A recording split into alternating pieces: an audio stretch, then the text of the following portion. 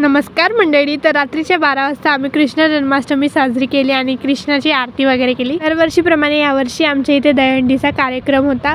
2-3 वेळा ट्राय केलं, तेव्हा कुठे जाऊन ही दहीहंडी फुटली, नाहीतर किती वेळची फुटतच नव्हती. त्यानंतर आमचे जेवण वगैरे झाले दुपारी आणि मी खूप आळशी म्हणून माझी मम्मी मला भांडे घासून देत होती. माझ्या बहिणीचं स्ट्रगल कधी संपेल काय माहिती. इथे माझ्या बहिणीला राधा बनायचं आहे, पण तिचा जो ब्लाऊज आहे ते तिला फिटच येत नाही आहे. बिचारीचं स्ट्रगल कधी संपेल काय माहिती. आम्हाला ना फोटो काढायचे होते म्हणून आम्ही राधाचा लुक केलेला आणि मी खूप सारा जुगाड केलेला. यामध्ये ब्लाऊज माझ्या मम्मीचं होतं, साडी माझ्या मम्मीची होती, फक्त ओढणी माझी होती. 1-2 फोटोसाठी एवढा जुगाड.